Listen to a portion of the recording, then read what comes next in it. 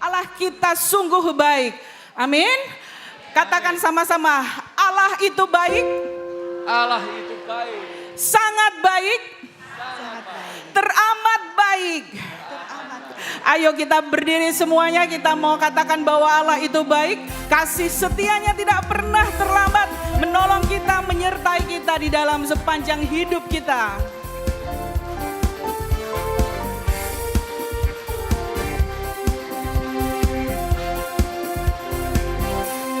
Allah itu baik, sungguh baik bagiku.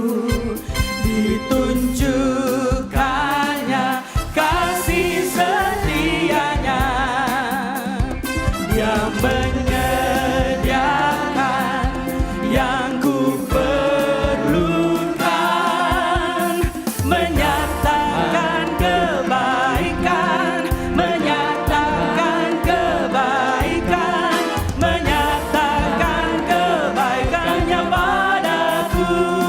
Kasih setianya, kasih setianya tak pernah berubah, dulu, sekarang, dan selamanya.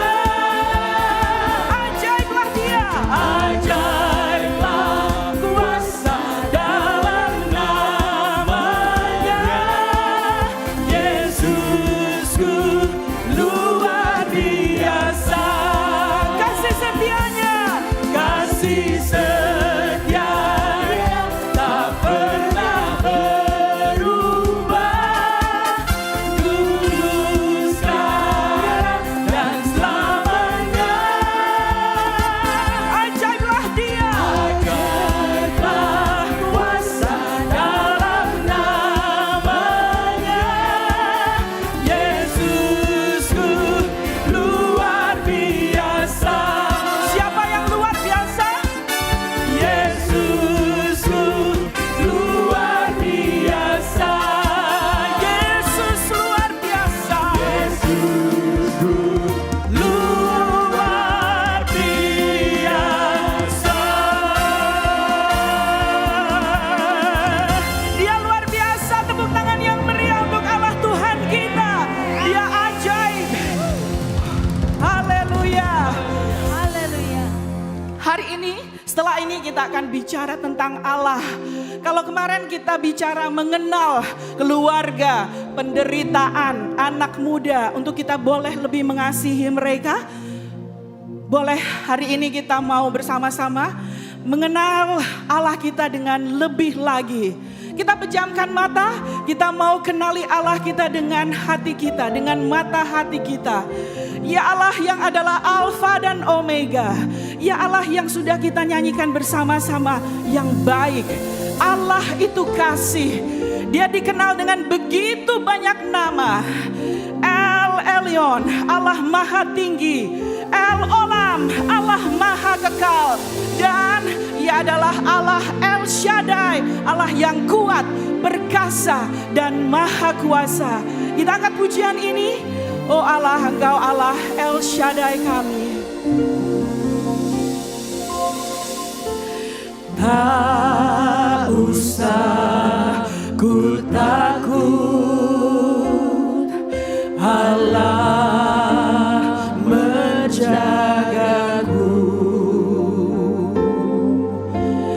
Tak usah ku bimbang, Yesus peliharaku.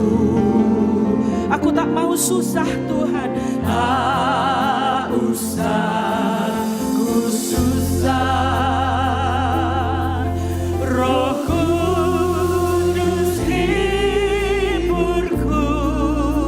Takkan ku cemas lagi. Tak usah ku cemas, Dia memberkatiku. El Shaddai, El Shaddai,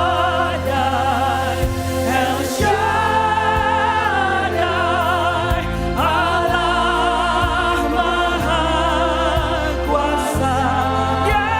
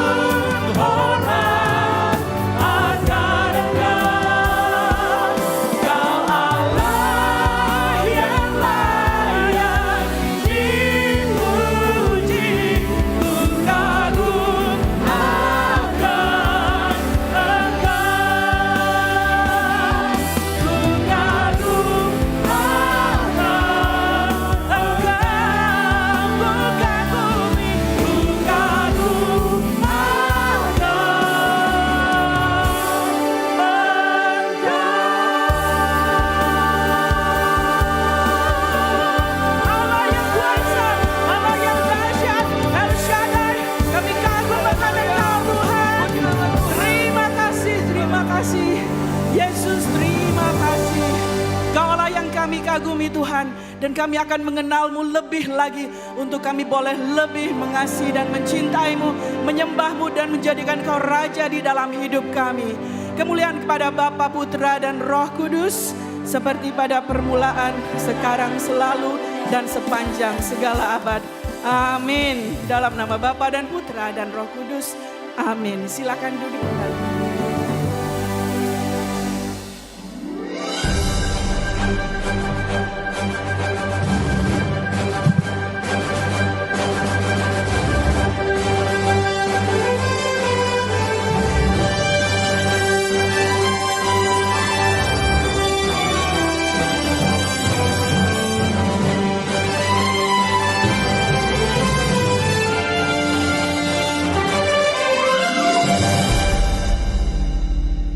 Kita sambut Romo yang wajahnya paling banyak muncul di GBK.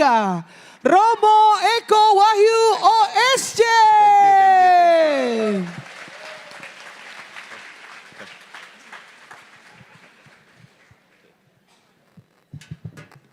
Gladys ini memang kurang ajar. Shalom Bapak Ibu yang terkasih. Salam jumpa, sehat Anda semua? Syukur kepada Allah.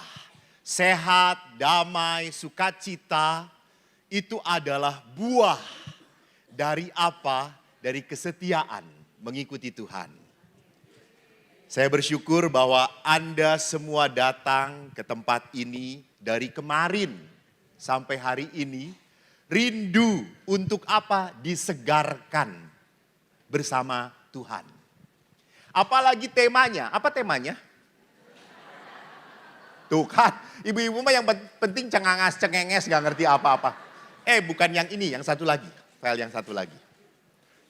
Jadi, kalau tidak salah Romo Bono sudah berbicara, betul?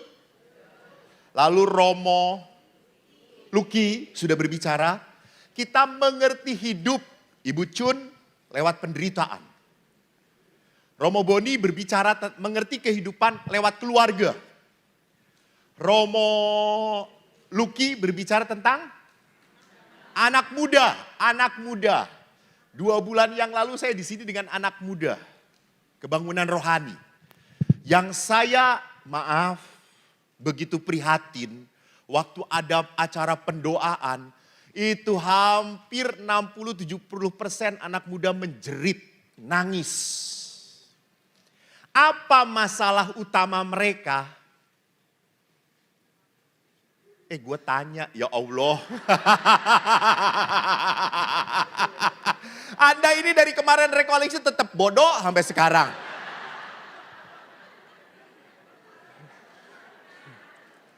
Apa masalah utama anak muda? Apa? Benci pada orang tuanya. Benci pada orang tuanya. Mereka merasa di hadapan orang tua selalu salah. Selalu nggak benar. Selalu orang tua tidak puas dengan anaknya sendiri. Lebih senang dengan keponakan dan anak orang lain. Maka mereka pada saat disuruh berrekonsiliasi dengan susuk orang tua, mereka menangis, ketakutan. Nah, sekarang saya mau berbicara bersama para saudara-saudariku yang terkasih tentang apa? Mengerti kehidupan bersama Tuhan. Bapak Ibu, siapa yang punya agama di tempat ini? Angkat tangan. Siapa punya agama? Oke, ya terima kasih. Siapa yang punya Tuhan? Nah, lihat. Siapa yang punya iman? Oke. Kadang banyak orang yang punya agama tapi tidak punya Tuhan. Orang punya agama tetapi apa? Masih hitung-hitungan. Kuaimah.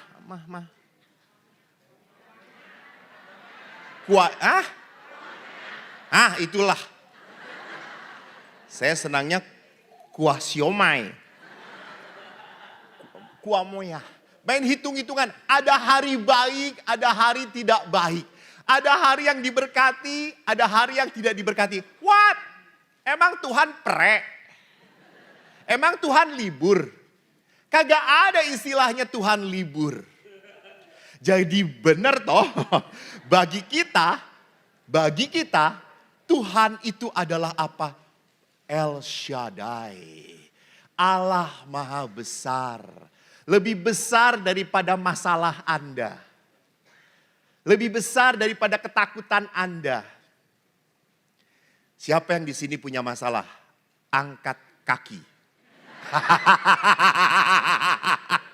Tinggal tidak ada siapa-siapa di sini. Saya juga punya masalah gitu ya. Kalau Anda punya masalah, Anda punya beban, Anda punya penyakit, Anda punya kekurangan. So, Anda masih manusiawi. Masih manusiawi. Allah membiarkan kita menderita. Allah membiarkan kita punya penyakit. Allah membiarkan kita punya kesedihan. Allah membiarkan kita digoda. Supaya apa? Supaya apa? Bukan supaya kuat. Ini Allah memberi perenungan masih salah lagi. Supaya manusia mengandalkan Tuhan. Des. Bukan supaya kuat. Kuat malah jadi sombong. Kuat malah jadi sombong. Justru supaya kita mengandalkan Tuhan. Mengandalkan Tuhan.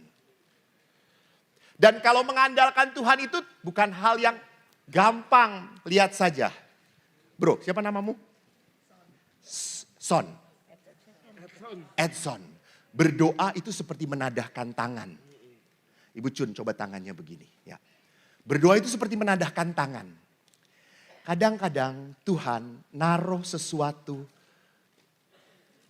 yang tidak saya sukai dalam genggaman saya. Betul? Dan kita harus menggenggamnya dan menikmatinya.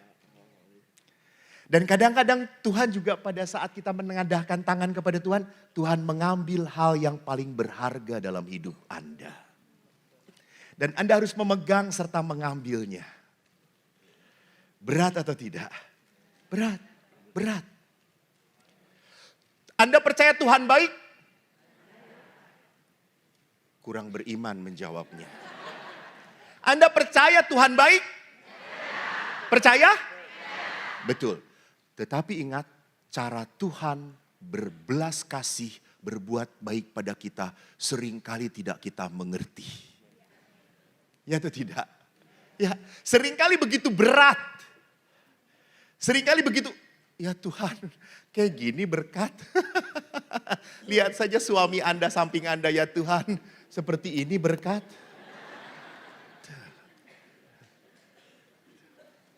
Berkat Allah seringkali tidak bisa kita mengerti. Betul.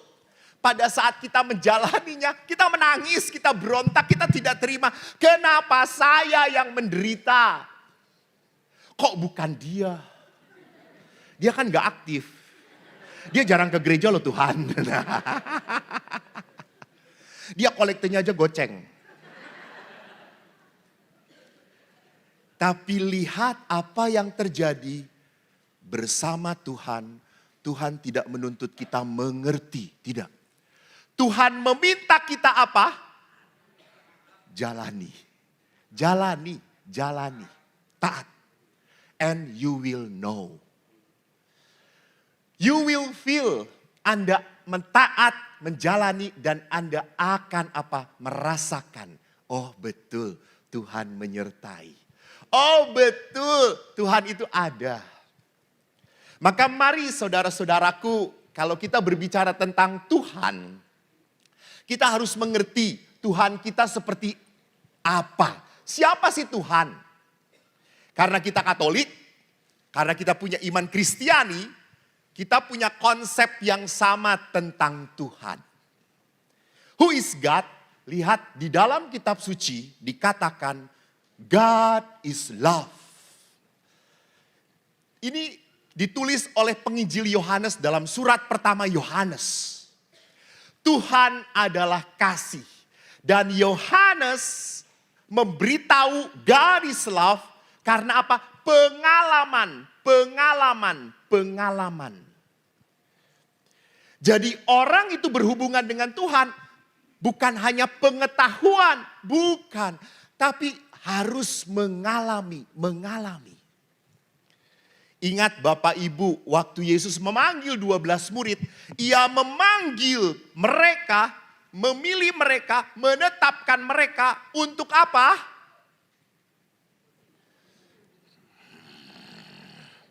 Untuk apa? Untuk apa?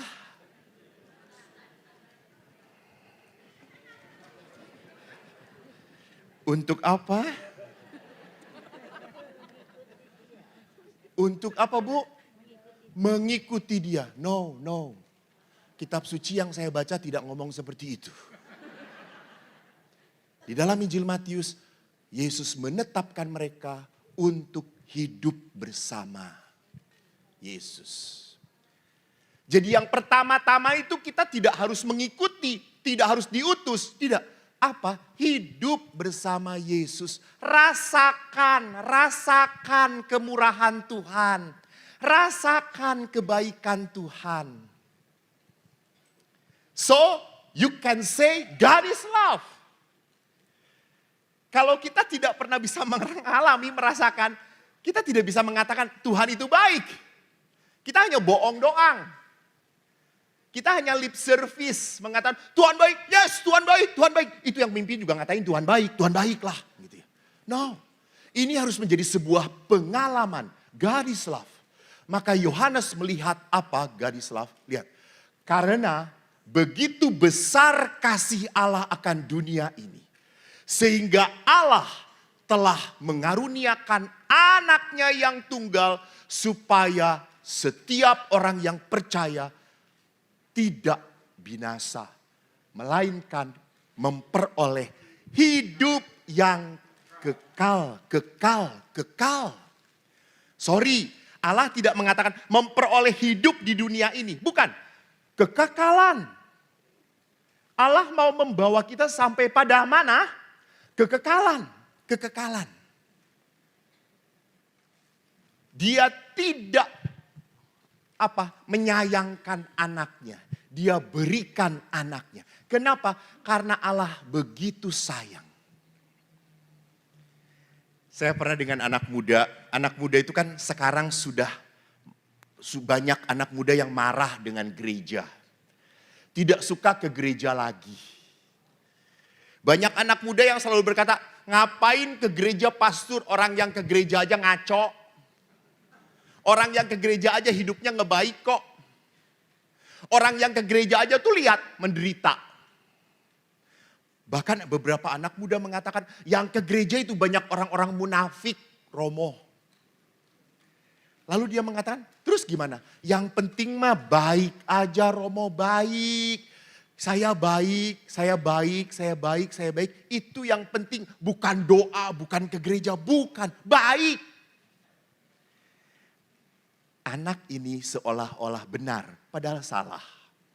Dia lupa keselamatan tidak bisa kita capai dengan kebaikan kita. Coba aja Bu, Pak, misalnya ya ini misalnya. Kita mati itu ditimbang. Ya, yang ditimbang. Jadi ini dosa kita, ini kebaikan kita. Mana yang lebih berat? Dosa. Dosa kita yang plok, berat. Tadi malam sebelum kesini saya mimpi. Mimpinya Gladys meninggal. Dia nggak ada di sini, nggak apa-apa. Karena Gladys meninggal. Oh itu bangkit dia sekarang. Saya mimpi Gladys meninggal lalu berhadapan dengan Santo Petrus. Lalu Santo Petrus berkata, Gladys hidupmu di dunia begitu baik. Kau melayani Tuhan. Kau semangat memimpin puji-pujian. Sehingga orang yang ikut puji-pujian menangis dan kau tertawa. Pokoknya selamat datang di kerajaan surga. Gladys, maaf ya, Santo Petrus berkata, upah di surga ini sesuai dengan perbuatannya. Dan kamu dapat mobil Innova di surga ini. Gladys agak mengkerut, jengkel dia. Kenapa cuma Innova? Tiba-tiba pada saat dia mengkerut, dia lihat Eko naik Mercy. Lalu Gladys protes dengan Santo Petrus. Bagaimana ini? Kok Pastor Eko, saya tahu Pastor Eko, saya sering pelayanan, dia suka ngaco, nggak bener ngomongnya. Kok dapat Mercy? Lalu Santo Petrus berkata, maaf Gladys, semua diatur oleh babe kita. Kita kagak bisa debat-debat. Lalu di Gladys dengan mulut monyongnya.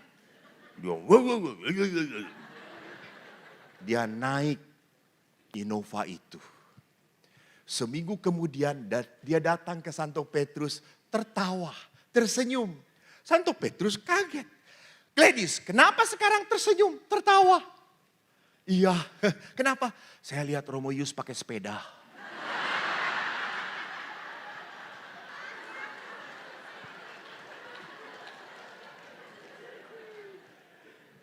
Jadi saudaraku yang terkasih, ini mimpi jangan dilaporin. Gue di blacklist lagi di sini nanti. Jadi lihat, kita berbuat baik bukan mencari upah, bukan. Kenapa kita berbuat baik? You see, Allah begitu besar mengasihi kita. Jadi kalau kita sampai tidak mengasihi Allah, betapa durhakanya kita. Jadi karena Allah itu adalah kasih. Karena Allah menunjukkan kasihnya pada kita. Berkatnya.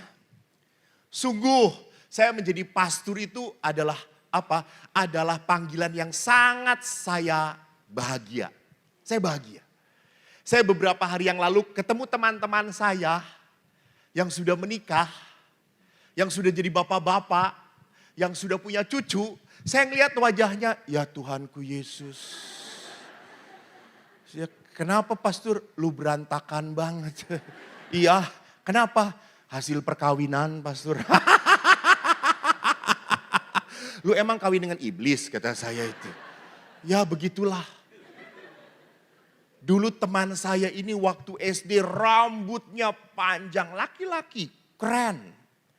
Ganteng banget, cakep banget gitu ya. Terus datang kemarin dengan istrinya. Saya lihat istrinya saja, ya Tuhanku Yesus, nggak salah pilih. Lihat teman saya yang dulunya ganteng, udah botak. Kagak ada rambutnya. Terus kata saya, cepet tua lagi. Terus dia tanya, kok pastor, apa sih resepnya supaya kamu awet muda? Jangan kawin.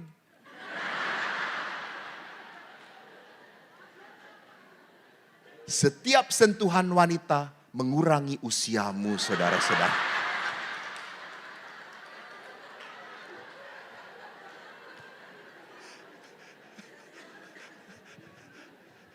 Jadi lihat saudara-saudariku yang terkasih. Bahwa apa? Allah itu mencintai kita lewat panggilan kita. Lewat panggilan. Saya dulu berpikir bahwa hidup imamat adalah yang terbaik, yang terhebat. Yang pasti membawa ke surga. Rupanya enggak. Enggak seperti itu sekarang. Saya justru melihat orang-orang yang bisa bertahan menikah sampai maut, sampai mati. Itu keren. Wow. Saya selalu mengatakan, Dan bisa ya. Kalau gua enggak. Pasti saya enggak akan tahan. Enggak. Ada di Medan, Inang dan Opung ke gereja selalu pegangan tangan. Sampai saya tanya, Opung. Udah 80 tahun, jalan duaan begininya. Opung sayang sekali dengan Inang. Bukan sayang, ini pegangan takut jatuh.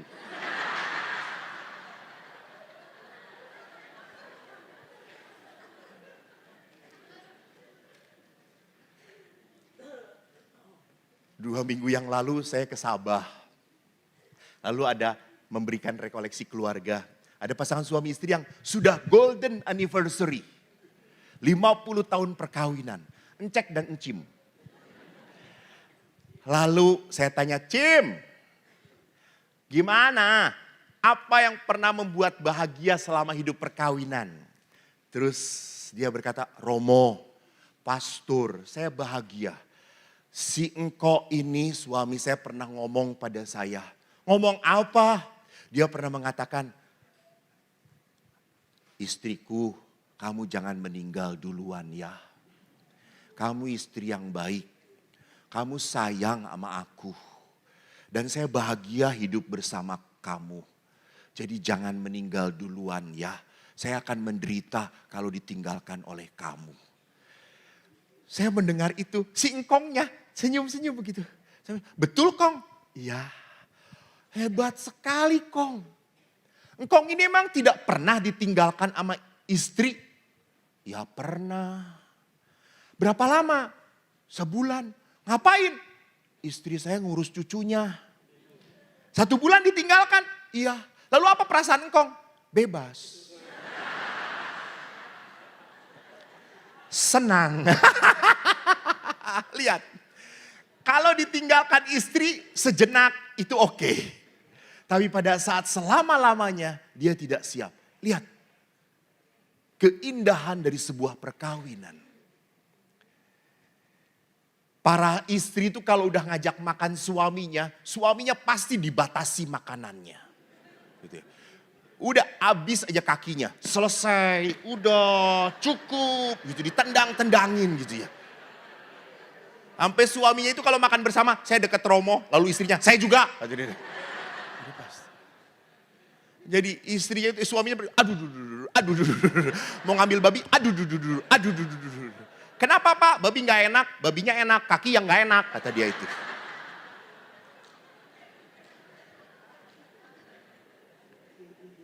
Lalu saya tanya ibunya, Bu, kenapa Bu kok seperti itu? Kok Bapak gak boleh? Pastor, ingat ya, suami kalau makan seenaknya, kalau sakit siapa yang ngurus?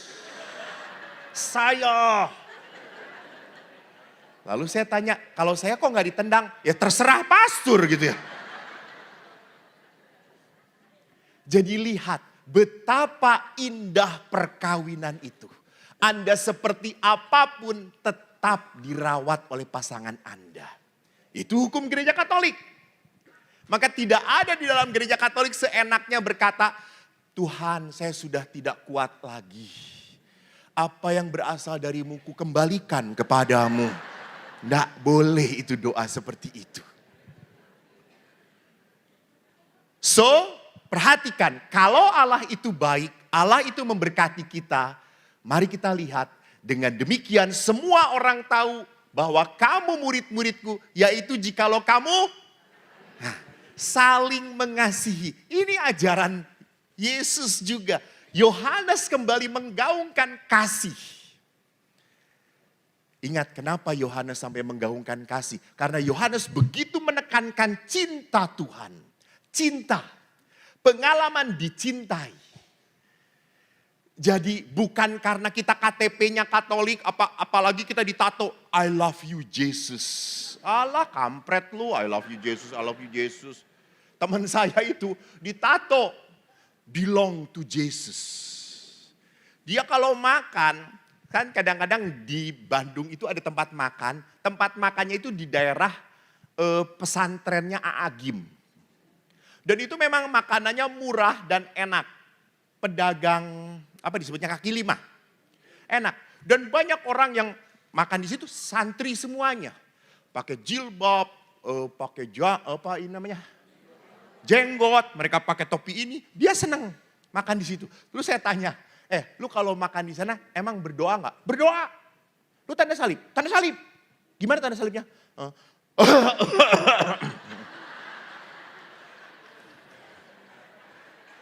Padahal tatonya belong to Jesus. Jadi Bapak Ibu lihat. Apa yang diajarkan kitab suci. Cinta pada Allah. bukan kata-kata, tetapi tindakan, the action of love, tindakan cinta. Dan memang namanya cinta itu tidak ada pengorbanan tanpa pengorbanan. Betul. Namanya cinta itu harus berkorban. Berkorban. Namanya cinta itu berarti mikirin orang yang dicintainya. Itu namanya cinta. 4 bulan, 5 bulan, bulan 6 saya diminta ngisi di Dumaring, Kalimantan Timur. Itu ada di bawahnya Berau. Kalau Anda mau ke Berau itu mau ke Derawan, harus lewat Berau. Tapi saya bukan rekreasi, saya turun ke bawah 4 jam itu keuskupannya Tanjung Selor, tapi wilayahnya Kalimantan Timur, Paroki Dumaring di situ. Lalu gerejanya amat sangat jelek, pasturannya apalagi. Pada saat saya buka pasturan, itu semua dindingnya bergerak. Udah reot sekali. Lalu pasturnya ini tidak tega. Saya tinggal di pasturan, saya dititipkan ke penginapan. Penginapannya sederhana, hanya lorong, kamar lurus. Ada 10 kamar. Tidak ada ruang makan, yang adanya pelataran depan. Lalu di situ ada front desk. Seorang perempuan berjilbab tungguin gini. Lalu setelah panitia pergi, saya datang ke front desk. Saya tanya, Mbak, ada makan pagi enggak Mbak? Lalu si Mbak itu berkata, enggak ada makan pagi Pak. Hah? Enggak ada. Adanya breakfast. Oh, breakfast. Jadi makan pagi enggak ada. Breakfast. Oh, breakfast. Oke. Apa Mbak breakfastnya? Besok? Iya. Besok breakfastnya nasi kuning. Nasi kuning? Ya. Terus kalau hari kedua Mbak? Nasi kuning. Hah? Hari pertama nasi kuning. Hari kedua nasi kuning lagi Mbak. Ada pilihan enggak Mbak? Ada apa? Apa pilihannya? Makan atau tidak? Oh ya udah oke. Terus saya tanya, kalau hari ketiga Mbak, emang Bapak berapa lama nginapnya? 3 malam Mbak. Hari ketiga apa? Ya nasi kuning. Ya Allah, gua keluar dari penginapan ini sakit kuning Mbak, kata saya itu. Terus hari pertama pagi, saya dapat di piring plastik, sendok plastik, dan bungkusan. Dibuka nasi kuning.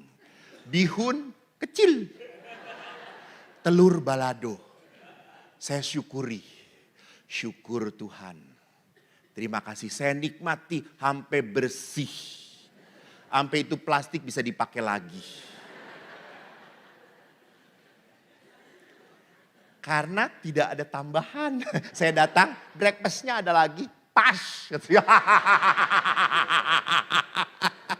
Ini sih Mbak kalau di Jawa udah gua telan kata saya itu.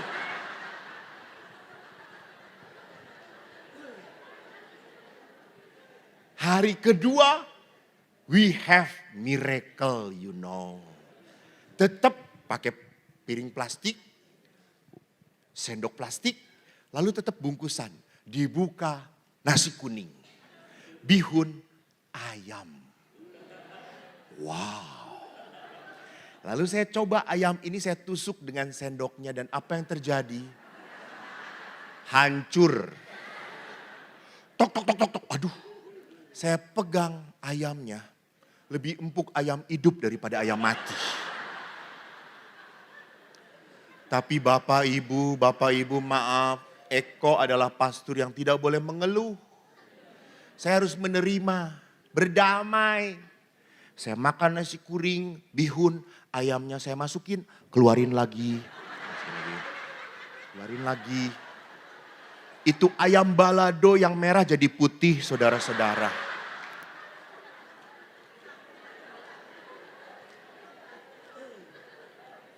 Di sebelah saya ada anak kecil. Lalu mamanya itu di sebelah kiri dengan bayi. Anak ini teriak, Mama aku gak suka makan. Dede Dede kan suka ayam. Itu ayam, Dek. Bukan ini tulang, Mak. Keras sekali, Mak. Gitu ya. Ayam, Dek. Tulang, Mak. Gitu ya. Keras. Lalu si mamanya tinggalkan bayinya. Dia bawa makanan dia. Lalu saya lihat, mama itu bisa makan ayamnya. Terus ini ayamnya, mana? Nih lihat no, empuk. Terus mamanya pegang punya anaknya. Oh iya, ya udah tuker ya. Punya mama untuk Dede, punya Dede untuk mama. Lalu dia kasihkan ke anaknya. Anaknya makan dengan lahapnya. Dan wajah ibunya yang kulihat bahagia sekali. Ambil dia. Lalu kan mamanya dapat dagingnya ayam tadi toh. Apa yang terjadi? Rupanya sama dengan saya. Masukin, keluarin lagi. Saya tuh diem saja begini. Sampai udah 5 kali saya ngomong, Bu udah putih belum? Si ibu itu sampai malu ngeliat ke saya. Terus dia ngomong, keras ya Pak? Iya Bu, ini 7 tahun yang lalu meninggalnya Bu, kata saya. Ini sih bukan ayam, fosil, kata gitu.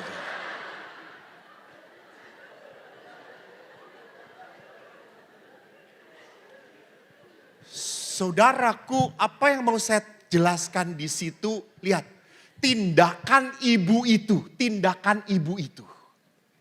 Dia berikan yang terbaik untuk anaknya. Dan dia ambil yang tidak enak untuk dirinya. Itu cinta. Jadi cinta itu adalah apa? You think about your beloved. Engkau berpikir tentang orang yang saya sayangi. Nah, oleh karena itu mari kita lihat. Kalau kita sudah melihat Tuhan itu adalah kasih. Lalu siapa itu manusia? Kita kembalikan kepada kitab Kejadian.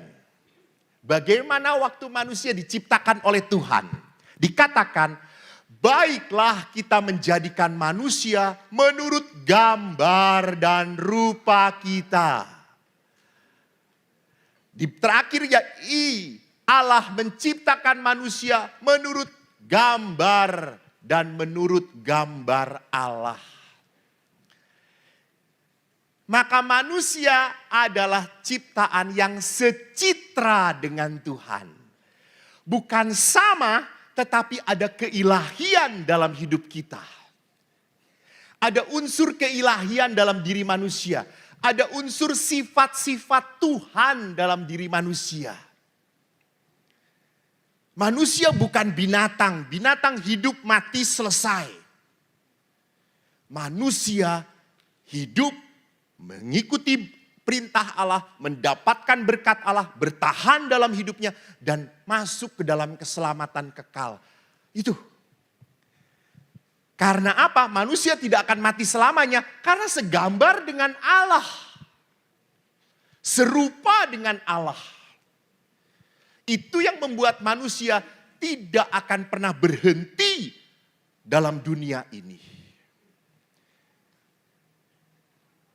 Nah, kalau segambar dan serupa dengan Allah, apa yang terjadi? Manusia tanpa Allah, manusia kehilangan arah. Manusia tidak tahu lagi mau apa, untuk apa. Manusia kalau sudah kehilangan Allah, maka manusia tidak bisa mengalami cinta yang sesungguhnya. Maaf, Bapak Ibu. 2 hari yang lalu saya baru seminar dengan lansia. 300 orang.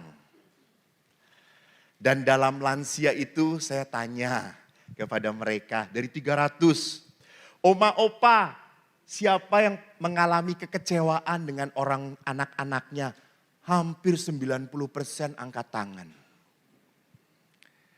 Siapa yang kecewa dengan pasangannya? 100% angkat tangan.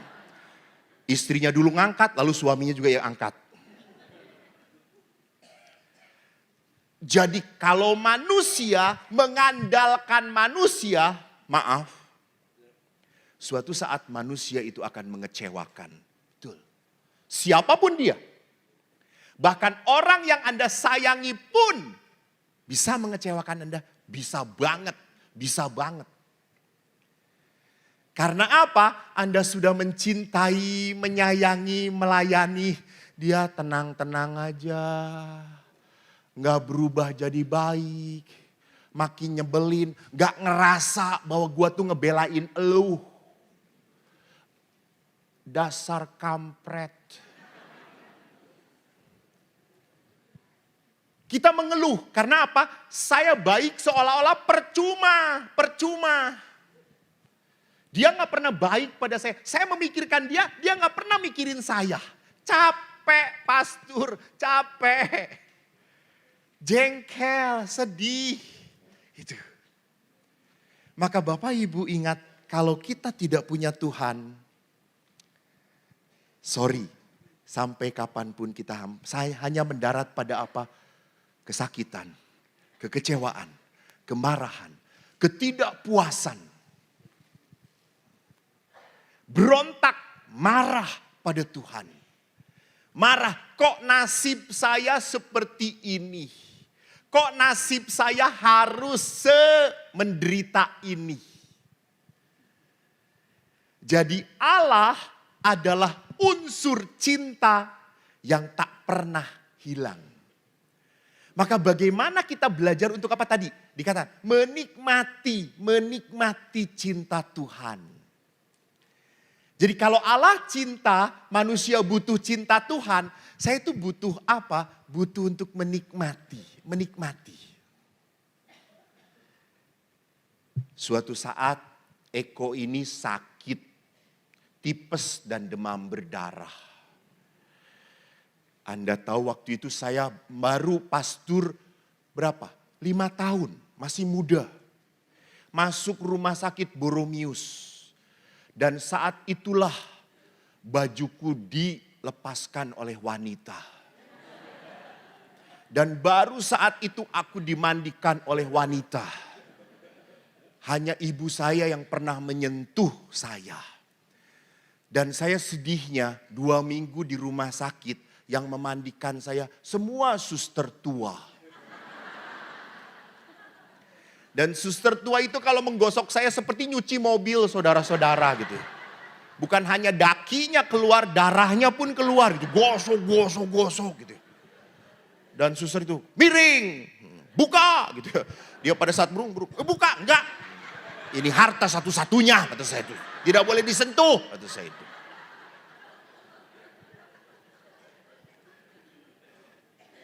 Saya waktu sakit, hari-hari pertama, kedua menderita.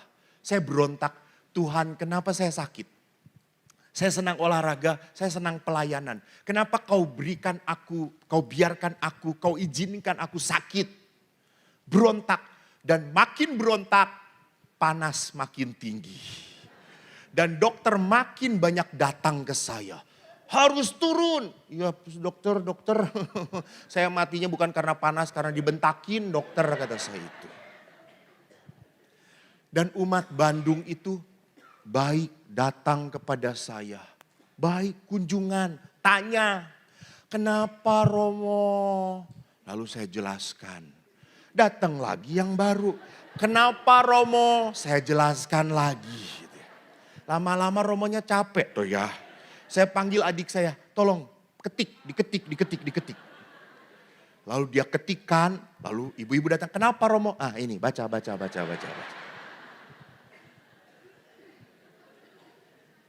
Tetapi para ibu yang terkasih, pada saat saya sakit, saya bisa menikmati. Kebetulan pada saat jendela di rumah sakit dibuka, saya bisa melihat kebun. Saya bisa melihat matahari masuk ke dalam kamar. Saya bisa berjemur, diem. Matahari menyengat tubuh saya hangat. Lalu suster datang ngeliatin saya. Saya pura-pura merem. Pada saat dia mengajak ngobrol, berdoa.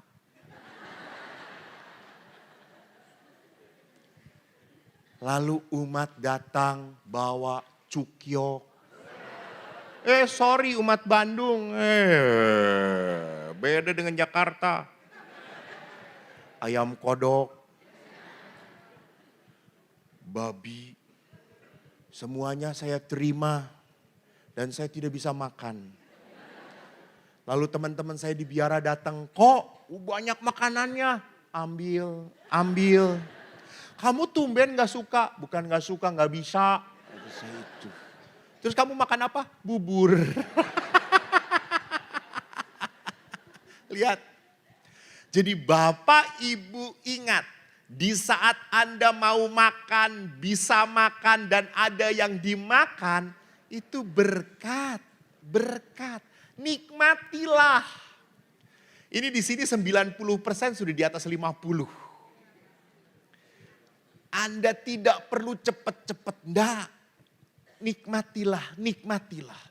Jangan repot setiap lihat cermin, aduh jadi jelek, aduh semua turun. Nggak apa-apa. Semua harus mengikuti daya tarik bumi.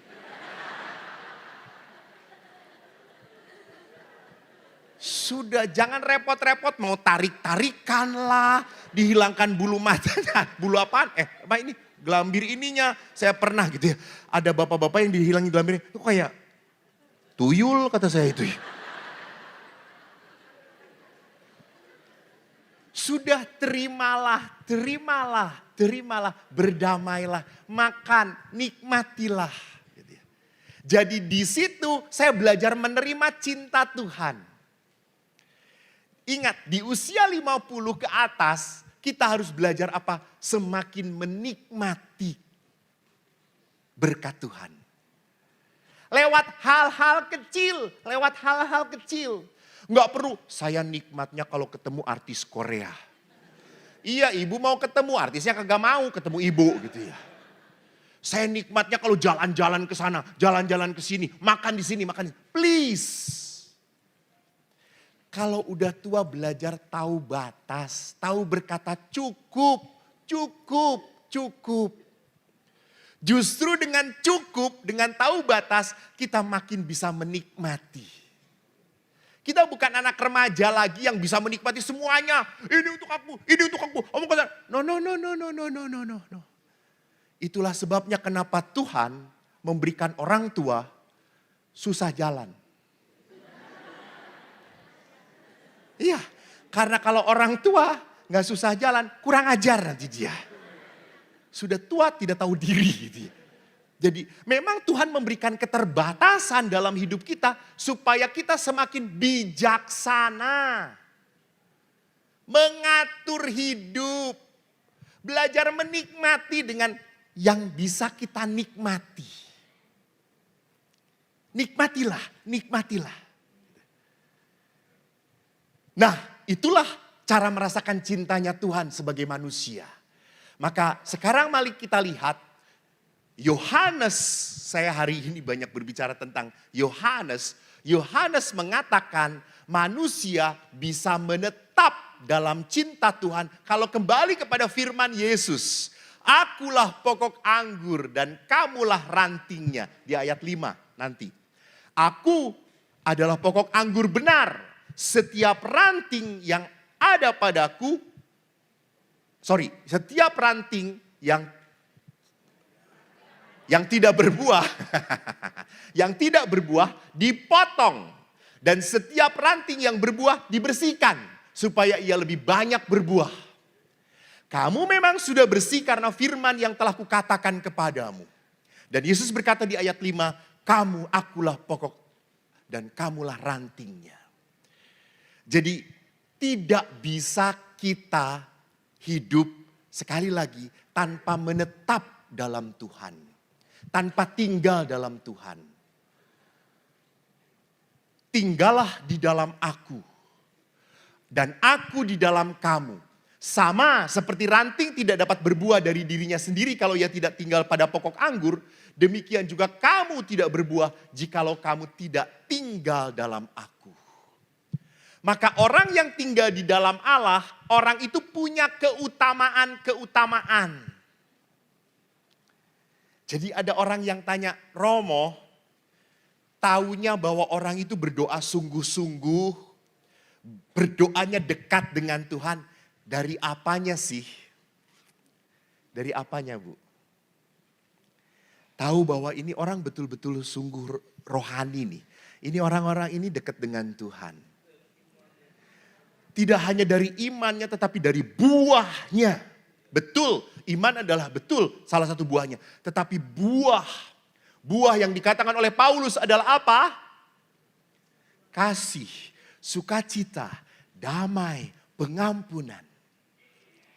Jadi kalau orang ini begitu mudah mengampuni, begitu legawa, begitu mudah kehilangan, ya sudah, enggak perlu nangis, enggak perlu repot, ya sudah. Orang ini adalah orang yang memperlihatkan apa? Kedekatan dengan Tuhan.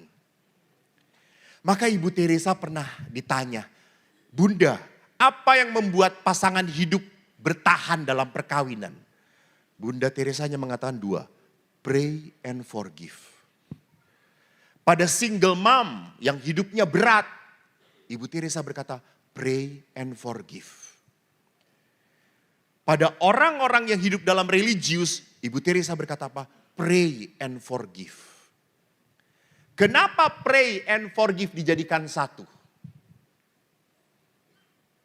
Kenapa doa dan pengampunan dijadikan satu? Kenapa Ibu Teresa tidak berkata doa aja. Enggak. Ibu Teresa berkata doa dan pengampunan. Mengapa?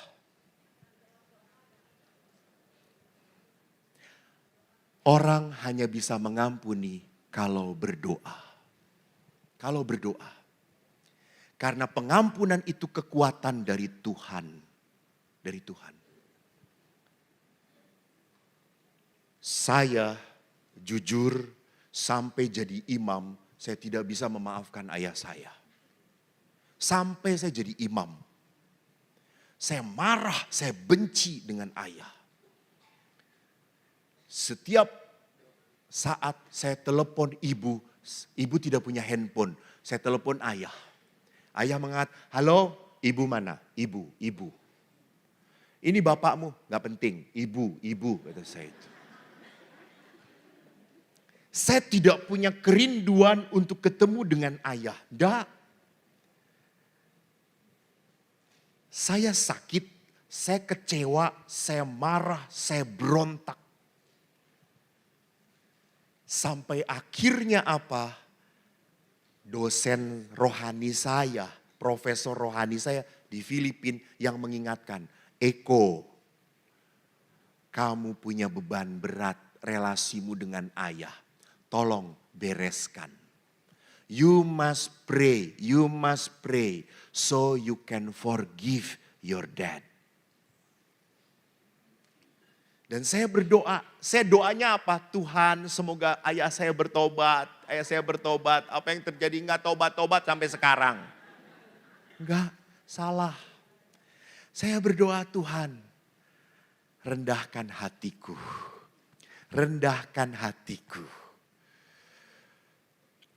Dan saya akhirnya datang kepada ayah saya.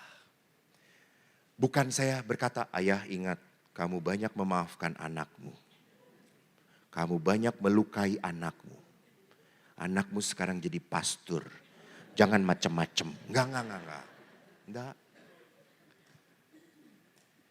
Saya ngomong kepada ayah, terima kasih. Kau mendidik aku dengan keras. Kau pukul aku, kau hajar aku, kau selalu hina aku. Dan saya ingat, karena aku dipukul, karena aku dihajar, aku jadi pastor seperti ini. Ayah, terima kasih. Kau mendidik aku keras supaya aku kuat, supaya aku jadi hebat. Lalu setelah itu saya peluk ayah. Karena saya belum pernah merasakan dipeluk ayah. Tidak pernah. Di album tidak ada gambar Eko dipeluk ayah. Kagak ada. Adik saya nomor 2 sedang digendong. Adik saya nomor 3 sedang diberi susu botol. Adik saya nomor 4 sedang diangkat di pundak ayah. Eko dipegang oleh tukang beca. Sampai saya mempertanyakan status ayah saya yang benar, yang mana kepada ibu. Dan ibu mengatakan, ya itu ayah kamu. Mengapa kok saya tidak ada? Nggak tahu, ayahmu nggak terlalu dekat dengan kamu. Maka pada saat rekonsiliasi, saya datengin ayah, saya peluk ayah. Saya peluk ayah dan saya diamkan, saya rasakan kehangatan. Dan ayah berkata, terima kasih. Saya punya anak seperti kamu. Dan sekarang saya begitu dekat dengan ayah saya. Seminggu sekali saya ngobrol dengan ayah. Saya telepon ayah. Kemarin ayah saya mengeluh, ayah saya sudah 82 tahun, mulai budek dan habis giginya. Dia mengatakan, aku ingin beli alat bantu dengar. Lalu saya mengatakan, ya beli Pak, beli. Bapak sudah kumpulkan uang, sudah kok. Tapi kok alat bantu dengar itu mahal ya kok. Berapa? 17 juta. Ya sudah beli aja Bapak. Bapak pikir 8 juta. Sisanya mau beliin Bapak gigi palsu. Sudahlah, yang penting alat bantu dengar aja dulu. Lalu dia belikan. Dia senang. Karena dia selalu mengeluh, dia itu sekarang suka nanam-nanam cabai di rumah. Dan tiba-tiba 2 hari kemudian cabainya hilang. Dia selalu ngomong, ini tetangga ini pada mencuri. Enggak Pak, bukan mencuri. Mereka ngomong, cuma Bapak enggak denger. Bapak kan tuli gitu. Oh minta ya, gitu kan Bapak enggak denger toh. Enggak, mereka mencuri. Gitu. Lalu setelah pakai bantu denger, dia baru sadar, iya mereka izin. Baru denger sekarang Bapak gitu ya. Lalu setelah nyaman dengan alat bantu dengar, beberapa minggu yang lalu Bapak saya datang, Pak gimana? Enak. Tapi kok aku enggak bisa makan nyaman kok. Giginya masih enggak punya. Saya kalau daging cuma dimut-mut. Ya udah Pak, nanti aku beliin. Bener kok? Iya. Gigi palsu yang second ya Pak. Bapak saya kaget lagi. Emang ada yang second ya kok? Ada. Kan yang orang mati enggak dibawa mati Pak. Nanti untuk Bapak Pak. Lalu Bapak saya berkata, kamu melukai Bapak ya. Enggak lah Pak, kata saya. 2 bulan kemudian saya nabung, lalu saya beri. Nih, beli yang terbaik dari anakmu. Lalu Bapak buka, ih banyak sekali. Ah, Sultan.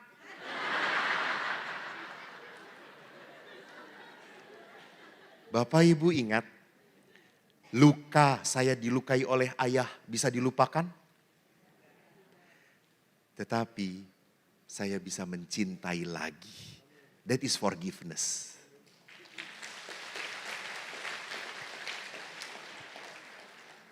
Jadi orang mengampuni itu bukan berarti bisa melupakan. Nggak akan. Nggak bisa dilupakan yang sakit itu. Tetapi saya bisa mencintai lagi. Saya bisa memberikan yang terbaik lagi pada dia. That is forgive. Itu pengampunan. Gitu. Dan sekali lagi, saya tidak akan bisa mengampuni kalau tidak bersama Tuhan. Bersama Tuhan. Kalau Anda tidak bersama Tuhan, yang paling menonjol adalah apa? Kesakit hatian, kekecewaan, kemarahan. Itu. Sumber penderitaan dunia ini adalah apa? Orang tidak mampu memaafkan. Dan bukan hanya tidak mampu, tetapi tidak mau memaafkan. Dan ingat, luka itulah yang membuat Anda sampai kapanpun tidak akan merasakan berkat Tuhan. Saya tidak mengatakan Tuhan tidak akan memberkati. Tidak. Tuhan memberkati. Tetapi Anda tidak akan merasakan berkat Tuhan. Kenapa? Karena hati Anda dipenuhi dengan apa? Marah. Jengkel. So, tinggal di dalam Allah supaya kita bisa berkata apa? Let go, let go, let go. If you cannot let go, you pray. So you let God. You let God. Biarkan Tuhan yang memampukan kamu. Saya tidak bisa, saya tidak mampu, pastor. Betul, betul. Berdoalah, berdoalah. Mampukan Tuhan supaya saya bisa, supaya saya bisa. Saya kadang-kadang berhadapan kebetulan saya tinggal di di OSC. Saya dewan dengan provinsial harus mendampingi beberapa pastor. Ada pastor-pastor yang sulit sekali. Susah sekali. Walaupun sudah jadi pastor masih kekanak-kanakan. Kita harus panggil mereka. Kita harus ngobrol dengan mereka. Ada satu pastor waktu itu, ini orang berat ini. Kakak kelas saya. Dan kita di dewannya adalah adik-adik mereka. Adik-adiknya dia. Kita junior, dia senior banget. Dan kita harus memanggil senior banget. Untuk ditegur. Untuk diberitahu. Asli saya itu sebelum rapat, sebelum memanggil, saya berdoa. Tuhan lembutkan kami, lembutkan kami. Tuntun kami, tuntun kami. Dan Bapak Ibu apa yang terjadi? Itu pastor betul-betul tidak membela diri sama sekali. Dia betul-betul taat, ya saya salah, saya salah. Saya akan berubah. Sampai kita, oh my God. Kok gampang banget sih? Itu. Anda ingat waktu Bapak Paus misa di GBK? Anda ingat? Hujan deras. Ya toh? Kan saya di KUR. Kerasa banget. Kita pakai kencang banget hujan. Lalu Salam Maria berapa kali? 10 kali. Dan apa yang terjadi? Terang sekali, betul? Sampai panas. Lalu anggota KUR ini berkata, wah kita kebanyakan Salam Marianya. Harusnya 7 kali aja ya. Biar agak teduh sedikit gitu ya. Makanya Romo Yus dapatnya sepeda, saudara-saudara gitu ya.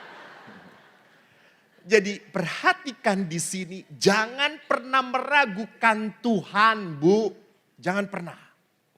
Bahwa Tuhan itu Bapa, ingin diajak. You punya masalah, oke, gue Bapa. Gue Bapa. Berseru. Maka Injil mengatakan, marilah padaku. Semua yang letih lesu. So kalau manusia ini tinggal di dalam Tuhan, maka manusia harus apa? Yesus ingin bertindak di dalam diri kita.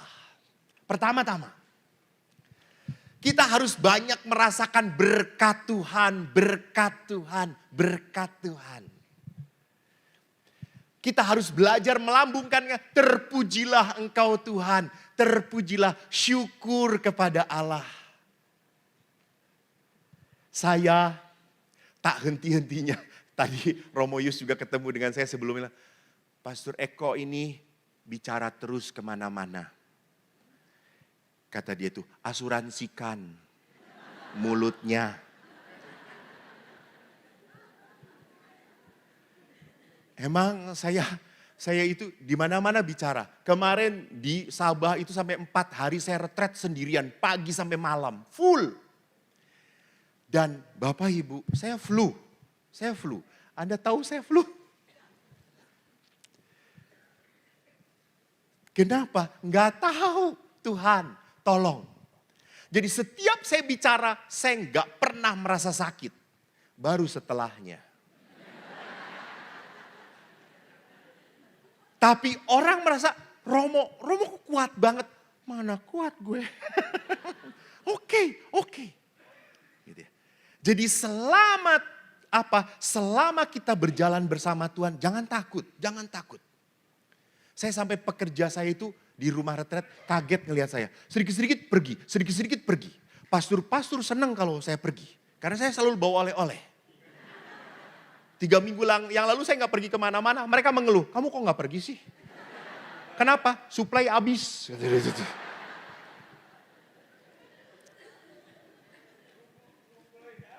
Lalu kalau saya pergi, karyawan saya berkata, Romo ini kok gak capek sih? Capek kata saya itu. Saya inginnya jadi pastor yang tenang, duduk nyaman. Itu toh gak repot, gak harus nyiapin ini itu. Ini maunya.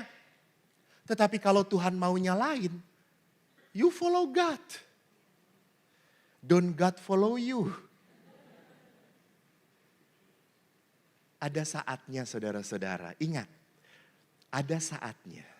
Di saat Anda sedang diberkati Tuhan, nikmatilah. Jangan tidur melulu. Nanti juga tidur selama-lamanya. Benar, sedikit-sedikit tidur, sedikit-sedikit tidur. Di gereja baru tanda salib. Saya kalau ngelihat orang di gereja kayak gitu, suka berdoa, Tuhan semoga gak bangkit-bangkit gitu ya.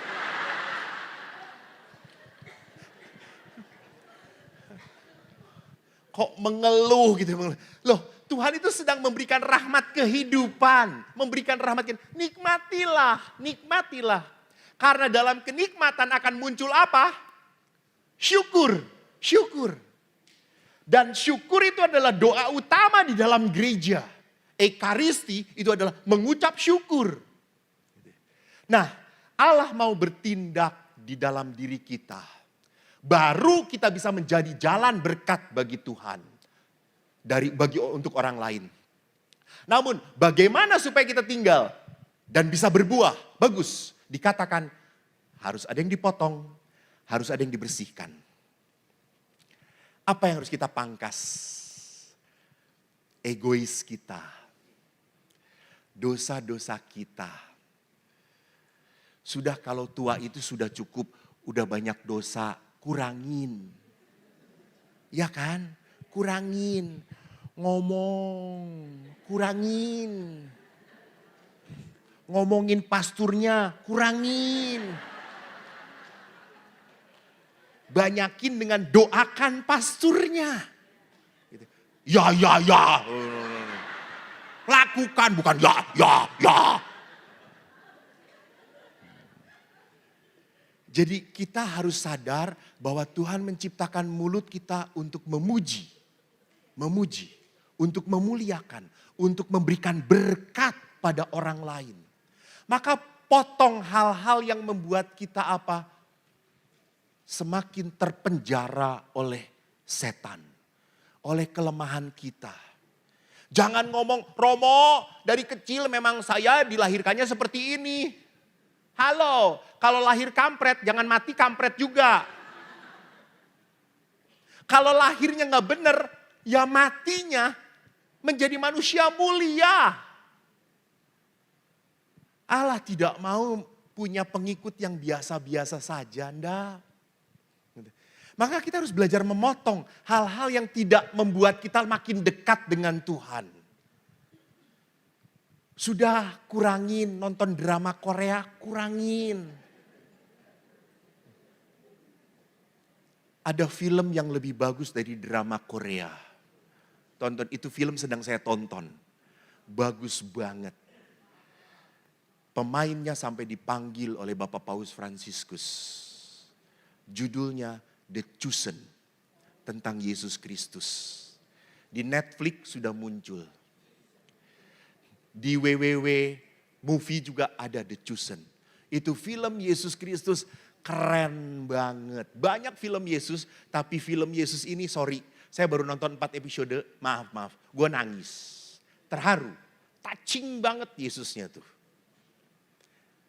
Jadi tidak membesarkan kemarahan, kejengkelan dan kasihnya banyak banget dirasakan di situ gitu ya. Jadi apa yang itu cari potong kebiasaan ngomongin, lebih baik apa doa. Saya kemarin itu kan OSC sedang pesta. Lalu ada ibu-ibu merangkai bunga pagi-pagi jam 8 sudah datang. Nah jam 12 itu karena kita misa, kita tuh ibadat. Saya jam 12 baru 2 rangkaian yang ada. Saya tuh kaget, buset 8, 9, 10, 11, 12, 4 jam baru 2. Dan kebetulan di gereja kita ada CCTV. Setelah saya doa, gue lihat CCTV. And you know what happened? Itu 4 emak-emak merangkai bunga. Satu.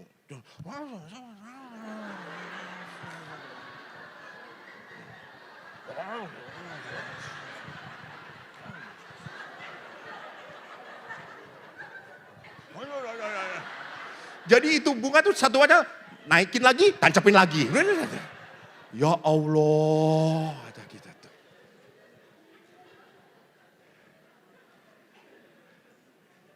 Nggak salah.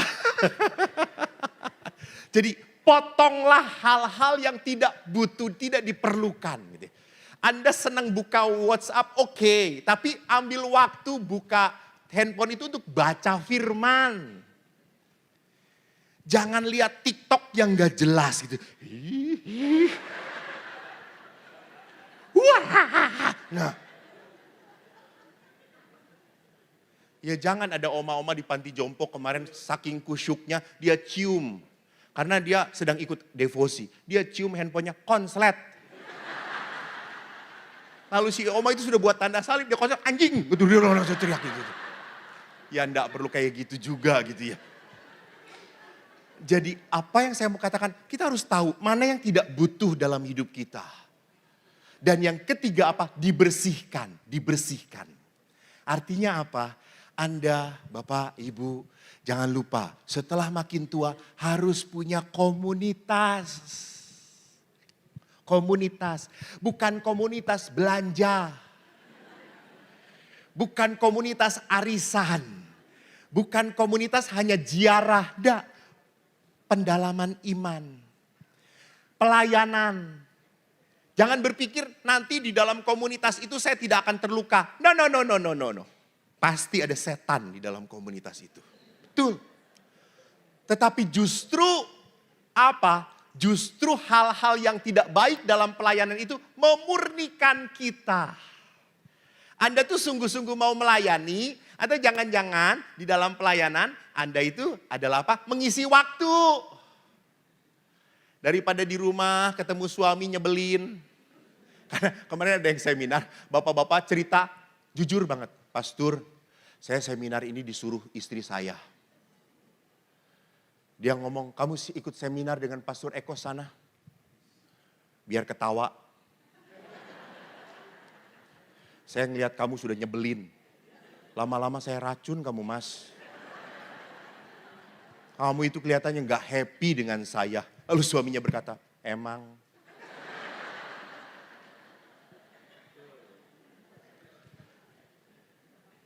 Jadi dia datang, dia memang rupanya seorang bapak yang masuk masa pensiun tidak siap. Dia marah, dia jengkel. Karena apa? Sudah membayangkan, pasti kalau sudah pensiun dia hanya diam seperti monyet. Gak punya pekerjaan, dia menolak, dia marah dengan dirinya. Tapi karena dia marah dengan dirinya, yang ada istrinya, sampaikan kepada istrinya. Dia jadi apa yang terjadi di situ. Kita harus belajar apa? Membersihkan. Maka penderitaan, kesakitan, kekecewaan di dalam hidup bersama itu adalah apa? Membersihkan motivasi kita. Membersihkan kesungguhan kita. Saya tinggal dengan pastor, 10 pastor. Suster juga sama atau tinggal dengan komunitas. Suster ya. Suster komunitas apa suster? Hah? Fransiskan. Berapa suster? 19. Jadi suster tinggal dengan 19 malaikat. Atau malaikat pencabut nyawa. Malaikat. Wah.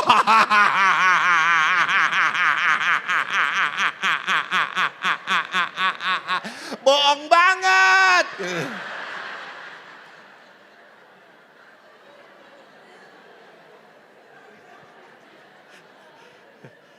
Suster tahun keberapa? Tahun ketiga. Oh baru 3 tahun.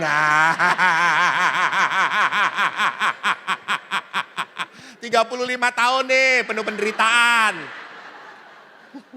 3 tahun kan masih honeymoon you know. Ya, dalam perkawinan semuanya iklan. Ayo buka. Malaikat.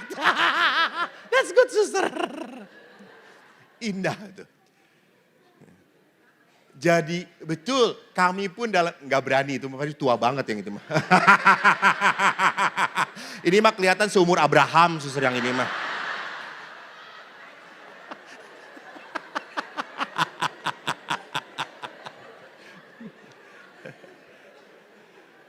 Yalah Di dalam hidup membiara pun kami banyak hidup dengan orang-orang yang menyakitkan.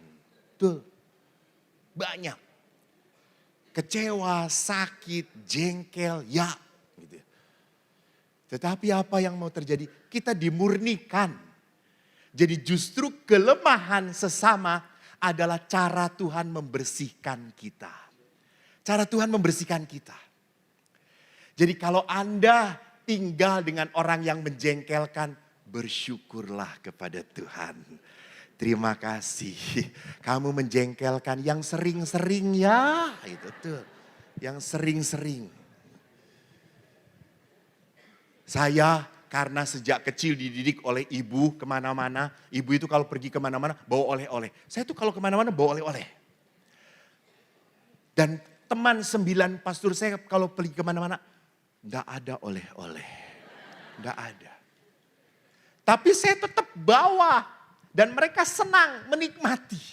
Senang menikmati. Apa yang saya bawa. Kok terima kasih. Enak kok. Oke, thank you. Saya pikir dia juga pergi. Bawa. Enggak.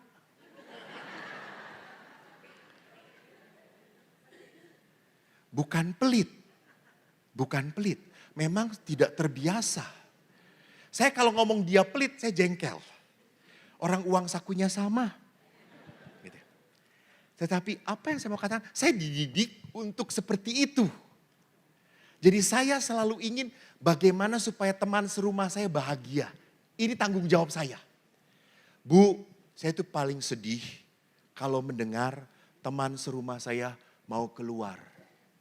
Saya sedih. Saya bertanggung jawab. Jangan-jangan dia keluar karena tidak betah dengan saya. Karena tidak bahagia dengan saya. Saya sedih. Ada kemarin satu pastor yang harus pindah tempat, pindah tugas. Dia berkata, saya bahagia tinggal di komunitas ini. Tuh. Kita punya waktu, saya tinggal di biara, saya senang. Karena tidak ada tante-tante.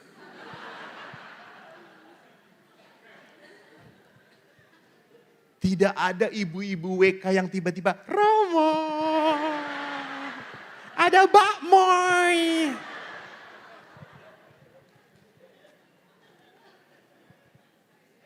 Kami 10 pastor menikmati. Kemarin juga sama, saya baru pulang dari Kalimantan. Kebetulan, dari mana Malaysia, kebetulan gak ada oleh-oleh. Lalu saya ngomong, kita traktir. Saya traktir 6 pastor. Makan sate. Sate. Mereka tidak berani mesen. Karena saya yang traktir. Saya mengatakan 10 sate ayam, 10 kambing. Lontong 2. Tidak ada yang menolak semuanya. Semuanya. Karena paru pastor kalau sudah makan kerasukan setan. Anda tahu saya pesan 60 60 sate ayam, 60 sate kambing, lalu lontongnya kali 2, 12 lontong. Anda tahu berapa harganya? 220.000 rupiah. Di Cimahi masih murah. Di tempat kita. Bukan di Jakarta. Sampai setelah itu langsung cuma 220, tambah lagi kata saya. Tapi apa yang saya mau katakan, lihat, pada saat kita harus hidup bersama, saya harus belajar untuk mengecilkan diri saya. Saya harus membuat orang-orang yang hidup dengan saya bahagia. Itu dibersihkan namanya. Supaya apa? Makin berbuah. Buahnya pada apa? Saya sukacita. Saya damai. Saya merasa senang. Saya nyaman tinggal di biara. Saya tidak mau tinggal di biara terpaksa. Dan. Saya mau menikmati. Saya pernah sedih loh, Bapak Ibu. Pernah sedih.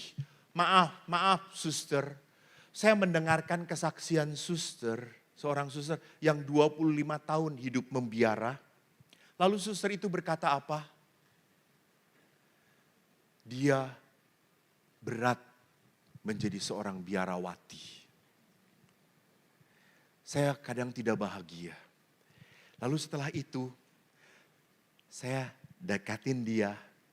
Lalu saya tanya, suster, nanti kalau suster di surga boleh pilih, boleh menikah atau jadi suster, apa yang akan suster lakukan? Dan dia ngomong pada saya tidak mau jadi suster lagi. Saya menyesal. What? Menyedihkan. Sudah harus hidup di biara tetapi menderita. Hah? Sekali lagi, bukan Tuhan yang membuat dia seperti itu. Bukan. Dia yang tidak mau happy, enjoy with his calling. Dengan panggilan dia. Jadi Bapak, Ibu, jangan pernah berpikir kalau saya tidak bahagia dalam hidup perkawinan. Ini cara saya untuk melayani Tuhan. No, no, no. Tuhan tidak memanggil Anda untuk ketidakbahagiaan. Tuhan memanggil Anda untuk sukacita. Gitu. Nah mari kita lihat sebelum kita doa malaikat Tuhan. Oh nggak pindah-pindah. Nah, bagaimana kita mencari Tuhan?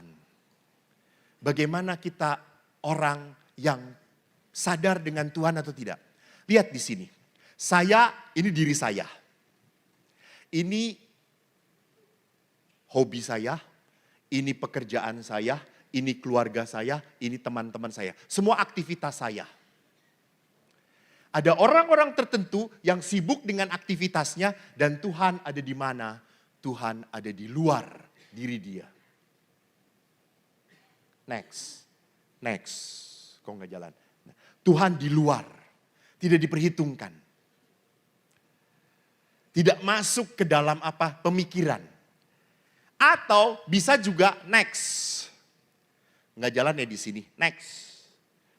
Tuhan pun next adalah menjadi kegiatan. Jadi di samping saya punya pekerjaan, punya hobi, punya teman-teman, saya juga punya ibadat, sebuah kewajiban. Ingat, ibadat, kewajiban bukan menjadi kegiatan. Harusnya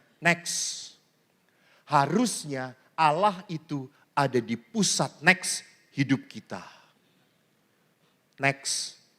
Nah, kalau Yesus mengatakan akulah pokok anggur dan kamu rantingnya, Yesus itu ingin punya intimacy dengan kita, kehangatan dengan kita. Maka gereja mengapa sih jam 6, jam 12, jam 6 ada Angelus? Itu mengingatkan manusia untuk balik lagi pada Tuhan. Balik lagi pada Tuhan. Lu udah sibuk, lu udah banyak masalah, lu udah banyak capek, lu balik sama Tuhan.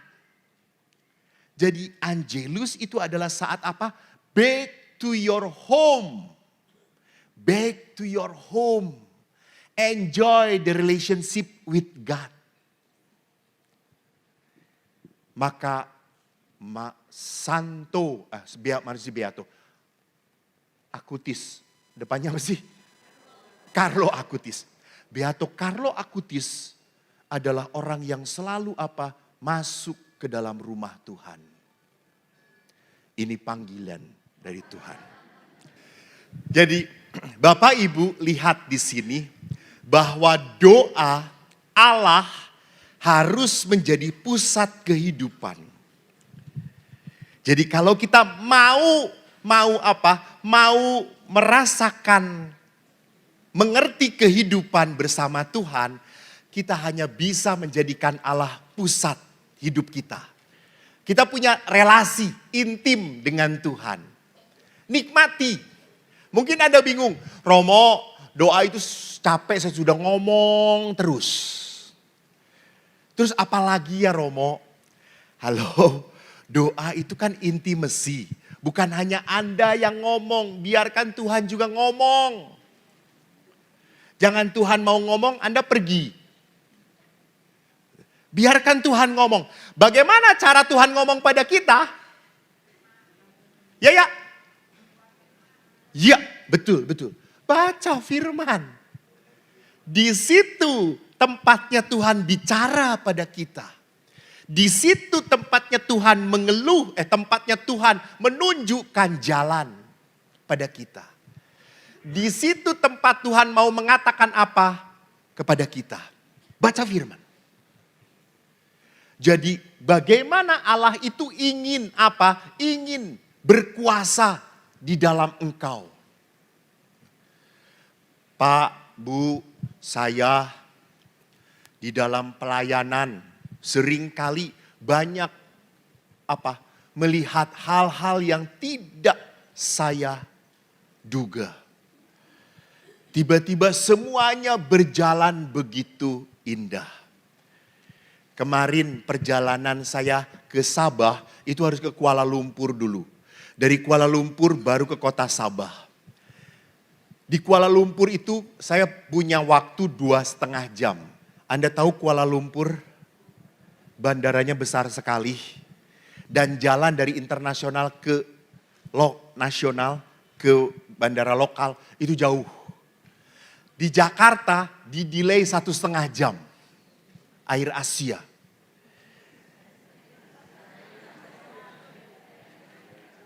Lalu sampai di Kuala Lumpur, saya nggak di-delay. Saya cepet jalan. Untuk cari tempat saya, gate saya, masuk ke bandara yang akan bawa saya 2,5 jam lagi ke Sabah. Itu jalan secepat-cepatnya. Sampai saya datang, semuanya sudah masuk ke dalam. Sampai mau ditutup, Bapak sini? Iya. Oh syukur, pas. Saya duduklah. 3 hari kemudian saya harus pindah ke kota lain dari Sandakan ke Tawau. Di tiket saya tertulis saya pesawatnya berangkat Malaysian Airways jam 10.10. Jam 8 saya masih tenang di pastoran. Lalu jam 9 rencananya mau perpisahan dengan panitia makan. Bandara tidak terlalu jauh. Jam 9 saya ditelepon oleh petugas dari bandara yang kebetulan Katolik. Pastor berangkat. Loh jam 10.30, jam 10.20? Enggak, 9.20. Hah? Bukan beda waktu. Ya Allah, orang gue yang punya masalah, ibu yang tenang-tenang. Oh beda waktu, gue udah 3 hari tinggal di situ. Dan ini kan dengan orang Malaysia semua, ya ampun beda waktu. Itu kan di situ tertulisnya MAS-nya jam 10.20. Ini Pastor jam 9. Hah? Saya jam 9 masih di pastoran. Kita langsung cepet lari dan gate sudah ditutup. Untung Bapak ini petugas bandara. Langsung Pastor kopernya saya bawa semuanya. Saya masuk itu pesawatnya di delay 10 menit. Dan 10 menit itu adalah jam saya bisa masuk ke dalam pesawat itu. Saya berkata, my God, terima kasih Tuhan. Terima kasih. Lalu waktu saya naik pesawat, saya selalu di pinggir. Di samping saya, ibu-ibu berjilbab. Cantik. Saya melirik, haleluya. Wanginya harum. Aduh, rezeki anak soleh. Si ibu itu langsung keluarkan tasbih. Dia diem. Saya nggak mau kalah, rosario ku keluarkan.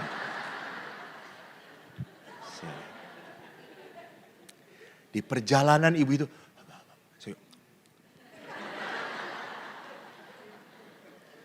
tiba-tiba saudara-saudara turbulensi.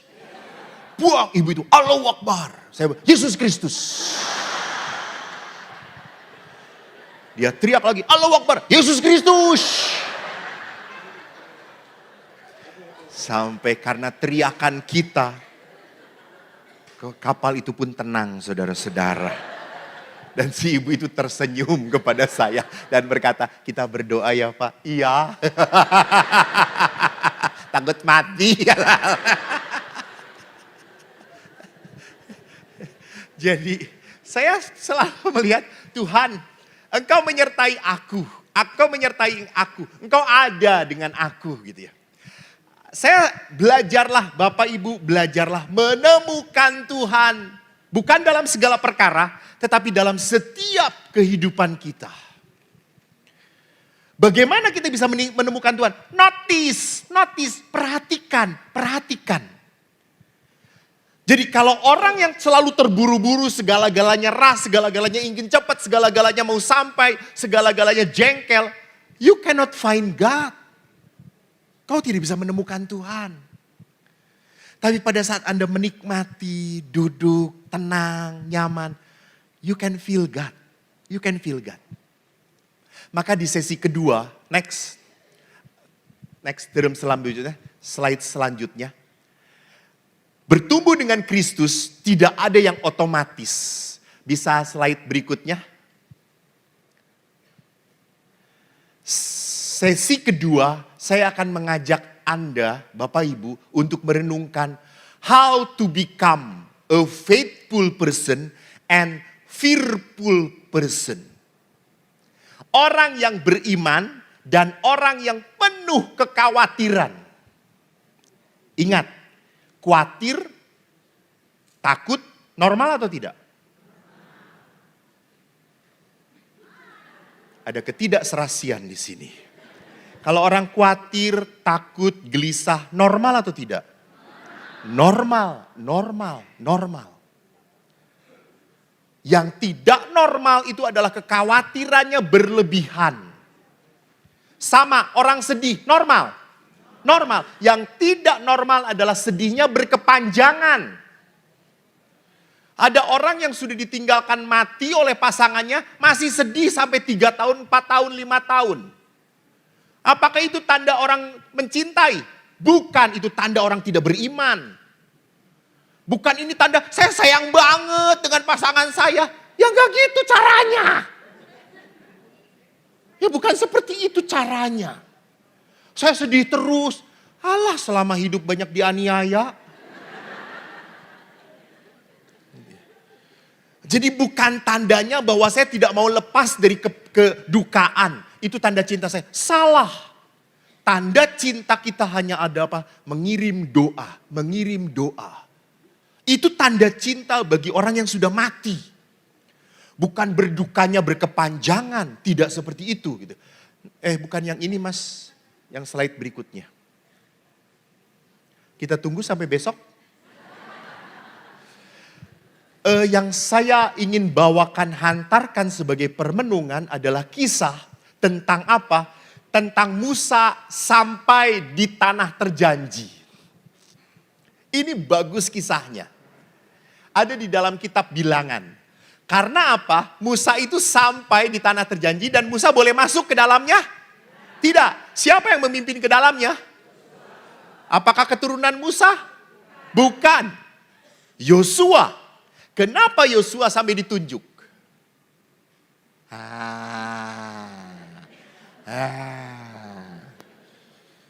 Syukur saya baca duluan.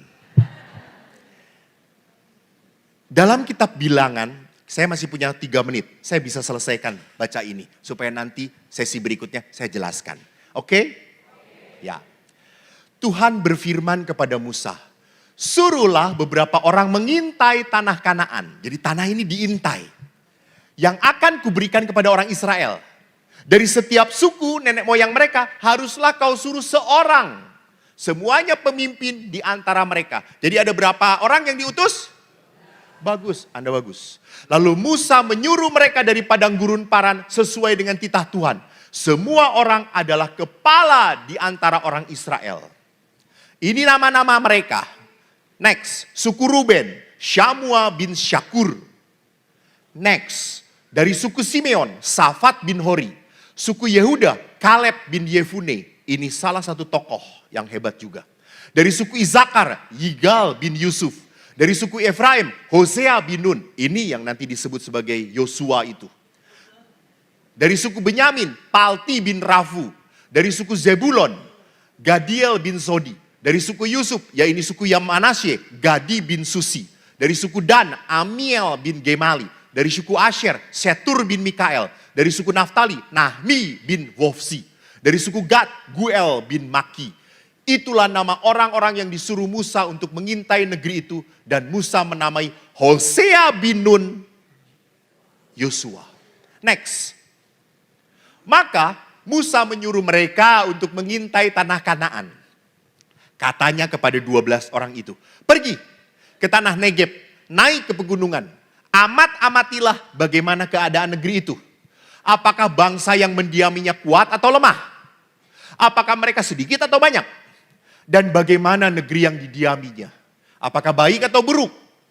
Bagaimana kota-kota yang didiaminya? Apakah mereka diam di tempat-tempat terbuka atau di tempat-tempat yang berkubu? Dan bagaimana tanah itu? Apakah gemuk atau kurus? Apakah ada di sana pohon-pohonan atau tidak? Tabahkanlah hatimu dan bawalah sedikit dari hasil negeri itu. Waktu itu ialah musim hulu hasil anggur. Next. Maka Musa menyuruh mereka untuk mengintai tanah Kanaan. Katanya kepada mereka, pergilah dari sini ke tanah Negeb. Naiklah ke pegunungan dan amatilah bagaimana keadaan negeri itu. Apakah bangsa yang mendiaminya kuat atau lemah? Apakah mereka sedikit atau banyak? Bapak Ibu, ingat setelah 40 tahun Musa memimpin, Musa menyuruh 12 orang mengintai tanah yang dijanjikan Tuhan. Mereka pergi mengintai. Dan apa yang terjadi? Kita teruskan setelah makan. Berdoa makan, saya persilahkan oleh orang yang paling lapar di tempat ini. Jangan terlalu jujur dong Romo. Tahu banget dah. Aku dari pagi udah gak makan loh Mo. Ya kelihatan mengecil. Kelingking. Giginya. Jelas-jelas sama Romo tadi kita makan buras sono. Terima kasih Romo Eko. Sama-sama. Jangan pulang ya Romo.